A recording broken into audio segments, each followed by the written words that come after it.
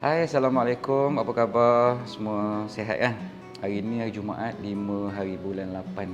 Semalam saya tak buat video sebab sakit tekak. Tapi hari ni okeylah. Alhamdulillah saya makan ubat semua kan. Nak tanya, dah kena sumpah ke belum? Sebab apa saya tanya macam tu? Sebab hari ni saya nak cerita sedikit tentang 1000 hari sumpahan. 1000 hari sumpahan ni sebenarnya saya pun baru tahu istilah dia. Istilah dia muncul waktu PKP, di mana waktu PKP itu kita kan banyak membuat aktiviti di rumah. Jadi saya ada join satu nama tu Clubhouse. Clubhouse ni dia cerita je sebenarnya. Jadi bila lepas dah habis PKP, semua saya delete. Tapi banyaklah saya belajar tentang banyak perkara dalam Clubhouse tu. Antaranya ialah 1000 hari sumpahan. 1000 hari sumpahan ni apa? Dia ialah proses kita daripada hari pertama kita buka kedai sampai ke hari ke-1000. Total durationnya ialah 3 tahun. Jadi pada sesiapa yang berjaya melepasi fasa 1000 hari itu, alhamdulillah lah. Tapi sebenarnya ramai yang kecundang di tengah jalan. Kena sumpah.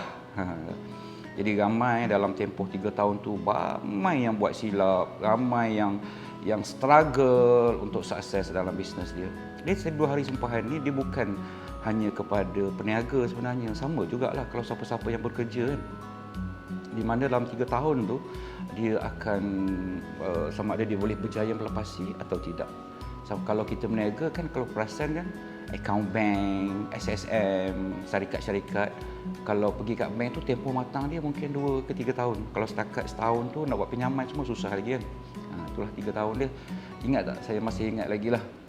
Dan saya rasa ramai juga antara kita di sini dalam 3 tahun ni tanya balik diri sendiri.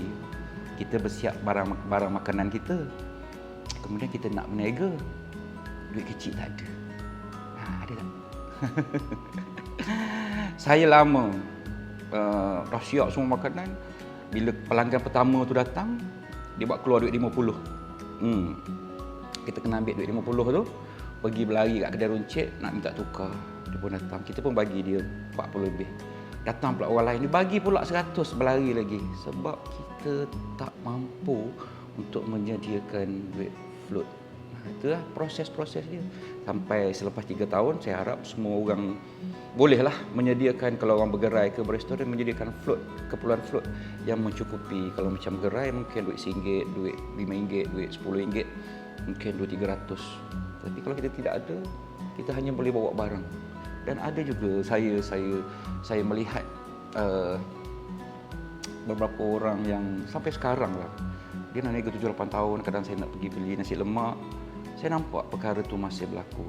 Jadi sebenarnya niaga ni susah kan? Sangat susah. Sebab itu lah, kalau orang tanya saya, Abadi, kenapalah Abadi sibuk-sibuk sangat nak bercerita, memberi sesuatu kepada orang lain? Sebab saya rasa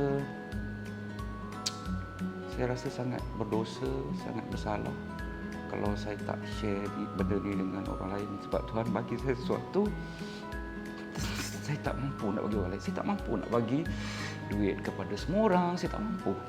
Jadi dengan ilmu, dengan sedikit pengalaman dan pengetahuan yang Tuhan bagi pada saya nak bagi balik. Kalau benda tu baik dan bagus, ambillah, gunalah dia sebaik mungkin untuk kehidupan masing-masing. Begitulah. Semalam saya berjumpa dengan 2 orang anak muda.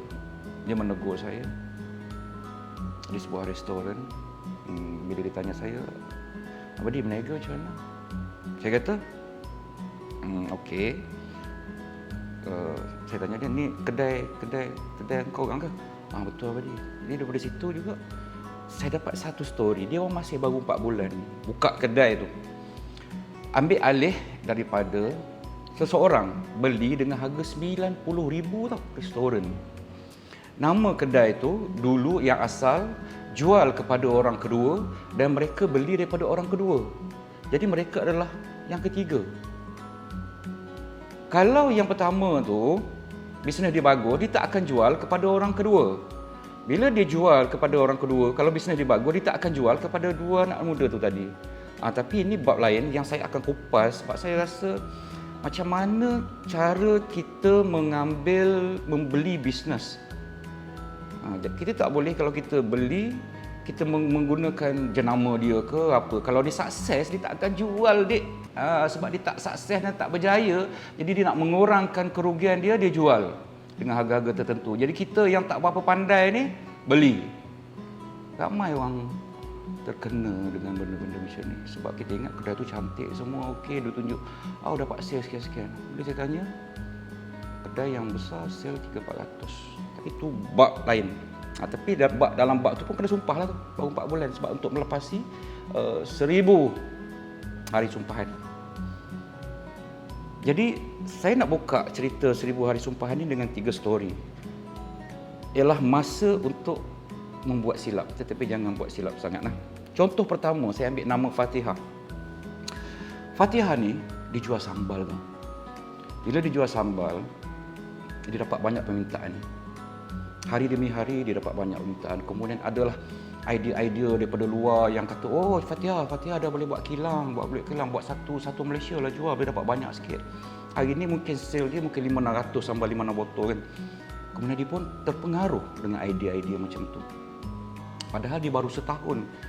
Jadi dia pun buat pinjaman bank, beli peralatan, beli mesin, beli segala-galanya beratus ribu contoh. Sebab bank akan bagi kalau dia punya sale semua okey.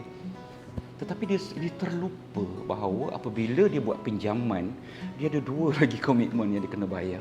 Pertama, komitmen pinjaman tu tadi, dan kedua, sewa lokasi tu tadi, dan kos-kos lain yang secara automatik akan naik. Dulu dia tidak stres dengan jual yang sambal tu tadi kerana dia tidak ada beban di belakang dia. Tetapi apabila dia mula buat pinjaman, mula buat ni, padahal tempoh matang dia belum melepasi 3 tahun, dan tempoh matang dia baru 1 tahun lebih, dia dah buat keputusan masa tu. Akhirnya,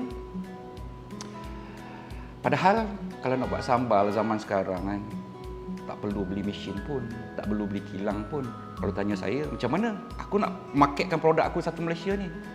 Kalau tanya saya, jawapan saya jangan invest juta-juta buat kilang semua. Pergi ke kilang yang sedia ada, deal dengan mereka macam mana nak mengeluarkan ini. Jadi kita of course lah kena bayar sedikit, tapi lebih mudah daripada nak mengendalikan kilang tu tadi. Tak perlu beli mesin, tak perlu semua kilang tanggung. Kita bawa produk kita, label, beli, jual. Pakai resipi kita. Sebab resipi kita masih terpelihara. Itu cara dia. Cerita pertama. Cerita kedua, nama kau apa? Aina. Aina punya nama boleh? Okey. Aina ada satu restoran. Tahun pertama dia sangat sukses. Dapat sale ratus ribu sebulan. Tiba-tiba rasa macam, aku dah pandai berniaga. Kemudian aku nak buka outlet baru. Bila aku nak buka tahun kedua, terus buka satu outlet baru dekat satu bandar besar dengan sewa yang sangat besar. Investment yang sangat besar. Awal tadi yang berjaya tadi, investment dia sangat sedikit. Duit apa yang ada.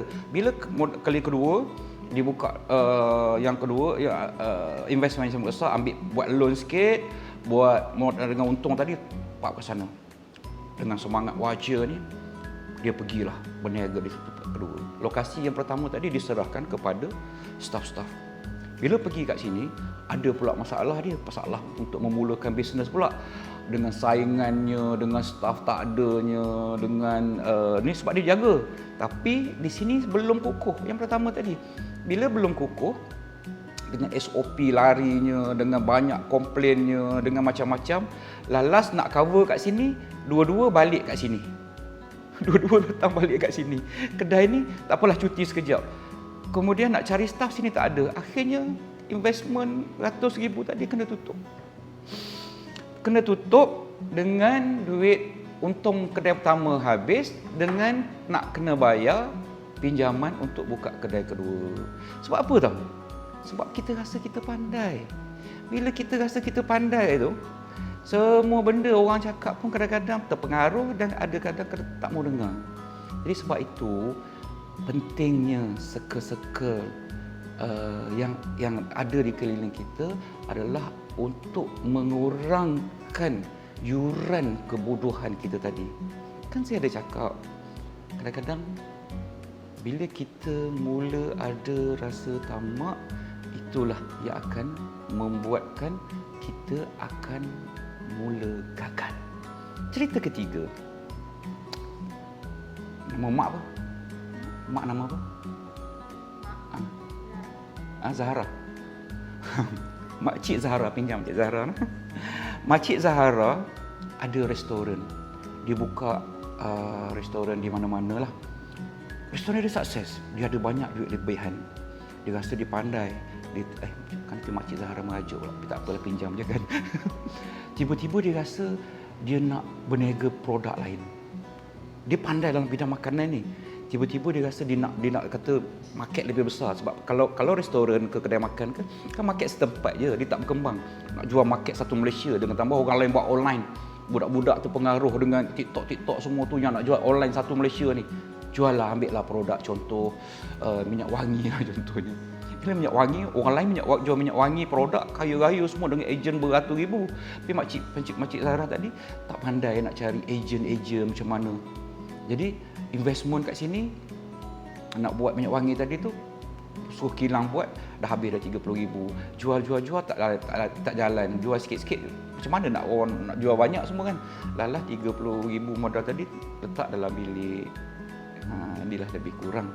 Sebab pentingnya proses untuk kita membuat keputusan yang betul. Sebab tu beri masa kepada diri sendiri sekurang-kurangnya 3 tahun. Bila kita 3 tahun, kita akan lebih matang, lebih tahu hala tujunya. Tetapi tidak bermakna yang kita tidak akan buat silap selepas 3 tahun. Kita tetap juga buat silap. Bagusnya dalam 3 tahun ni kita buatlah silap. Kan dia kena waktu untuk disumpah. Jadi dapatlah belajar sikit sebanyak proses-prosesnya. Kita belajar daripada kegagalan-kegagalan orang lain. Sebab mereka lah yang akan memberi kita panduan. Jadi kat sini 2 benda lah.